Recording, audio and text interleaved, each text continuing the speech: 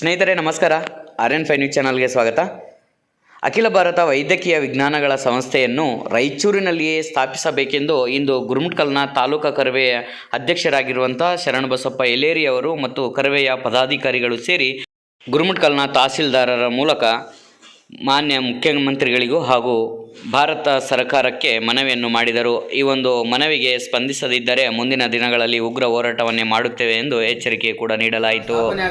ಆದರೆ ರಾಜ್ಯ ಸರ್ಕಾರ ನಿನ್ನೆ ಕರ್ನಾಟಕದ ಮುಖ್ಯಮಂತ್ರಿಗಳಾದ CM ಸಿದ್ದರಾಮಯ್ಯ ಅವರು ಕೇಂದ್ರ ಸರ್ಕಾರಕ್ಕೆ ಶಿಫಾರಸು ಮಾಡಿದರೂ ಕೂಡ ಕೇಂದ್ರ ಸರ್ಕಾರ ಇಲ್ಲಿವರೆಗೆ ಯಾವುದೇ ರೀತಿಯ ಉತ್ತರ ನೀಡ್ತಾ ಇಲ್ಲ. ಮಲ್ತಾಯಿ ಧೋರಣೆ ನಿರಂತರವಾಗಿ ಮಾಡ್ತಾ ಇದೆ. ಹಾಗಾಗಿ ಕೇಂದ್ರ ಸರ್ಕಾರ ರಾಯಚೂರಿನಲ್ಲಿ ಏಮ್ಸ್ ಆಸ್ಪತ್ರೆ ಸ್ಥಾಪನೆ ಮಾಡದಿದ್ದಲ್ಲಿ ಮುಂದಿನ ದಿನಗಳಲ್ಲಿ ಕರ್ನಾಟಕ ರಕ್ಷಣಾ ವೇದಿಕೆಯಿಂದ ಉಗ್ರವಾದ ಹೋರಾಟ ಮಾಡಲಾಗುವುದೆಂದು ಎಚ್ಚರಿಕೆ ನೀಡ್ತಾ ಇದ್ದೇವೆ. ನರೇಂದ್ರ ಮೋದಿಜಿಯವರು ಮಾನ್ಯ ಪ್ರಧಾನಮಂತ್ರಿ ಸಂಸತ್ ಭವನ ಭಾರತ ನವದೆಹಲಿ. ಸನ್ಮಾನ್ಯರೇ, ಅಖಿಲ ಭಾರತ ವೈದ್ಯಕೀಯ ವಿಜ್ಞಾನ ಸಂಸ್ಥೆ ಏಮ್ಸ್ ಅನ್ನು ರಾಯಚೂರಿನಲ್ಲಿ ಸ್ಥಾಪಿಸುವಂತೆ ಒತ್ತಾಯಿಸಿ ನಿರಂತರವಾಗಿ ಅನಿರ್ದಿಷ್ಟ ಧರಣಿ ಸತ್ಯಾಗ್ರಹ ನಡೆದಿದ್ದು, ಕೇಂದ್ರ ಸರ್ಕಾರದ ವಿಳಂಬತನ ಕಲ್ಯಾಣ ಕರ್ನಾಟಕ ಪ್ರದೇಶ ವಿರೋಧಿ ನೀತಿಯನ್ನು ಖಂಡಿಸಿ ಕೂಡಲೇ ಏಮ್ಸ್ ಸ್ಥಾಪಿಸುವ ಕುರಿತು ಈ ಬಿಲ್ ಖಂಡಿಸಿದ ವಿಷಯಕ್ಕೆ ಸಂಬಂಧಿಸಿದಂತೆ ತಮಗೆ ತಿಳಿದುವಂತೆ ರಾಯಚೂರಿನಲ್ಲಿಯೇ ಏಮ್ಸ್ ಆರೋಗ್ಯ ಸಂಸ್ಥೆಯನ್ನು ಸ್ಥಾಪಿಸುವಂತೆ ಒತ್ತಾಯಿಸಿ ದಿನಾಂಕ 13/5/2022ರಿಂದ ನಿರಂತರ ಸುದೀರ್ಘ ಅನಿರ್ದಿಷ್ಟ ಧರಣಿ ಸತ್ಯಾಗ್ರಹ ನಡೆದಿದೆ.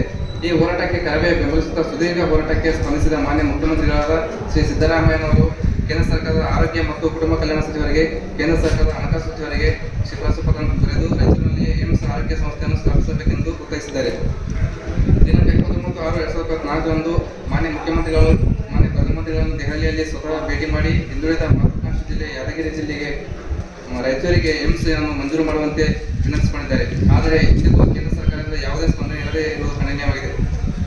ಆದ್ದರಿಂದ ಕೇಂದ್ರ ಸರ್ಕಾರದ ವಿಳಂಬನೆಯನ್ನು ಖಂಡಿಸಿ IITಯಿಂದ ವಂಚಿತಗೊಂಡ 370 ಕಲಂ ತಿದ್ದುಪಡಿ ಮಾಡಿ ವಿಶೇಷ ಸ್ಥಾನಮಾನ ಒಳಪಟ್ಟ ಮಹತ್ವಾಕಾಂಕ್ಷಿ ರಾಯಚೂರು ಜಿಲ್ಲೆಗೆ ಶೀಘ್ರದಲ್ಲಿಯೇ ಏಮ್ಸ್ ಆರೋಗ್ಯ ಸಂಸ್ಥೆಯನ್ನು ಮಂಜೂರು ಮಾಡುವಂತೆ ಕೇಂದ್ರ ಸರ್ಕಾರವನ್ನು ಒತ್ತಾಯಿಸುತ್ತೇವೆ. ಒಂದು ವೇಳೆ ಕ್ರಮಕ್ಕೆ ಮುಂದಾಗದಿದ್ದಲ್ಲಿ ಕಲ್ಯಾಣ ಕರ್ನಾಟಕ ಭಾಗದಲ್ಲಿ ಬರುವಂತಹ ಜಿಲ್ಲೆಗಳಲ್ಲಿ ನಿರಂತರ ಹೋರಾಟಕ್ಕೆ ಮುಂದಾಗಬೇಕೆಂದು ಈ ಮನವಿ ಪತ್ರದ ಮೂಲಕ ತಮ್ಮಲ್ಲಿ ವಿನಂತಿಸಿಕೊಳ್ಳುತ್ತೇವೆ. ಧನ್ಯವಾದಗಳು.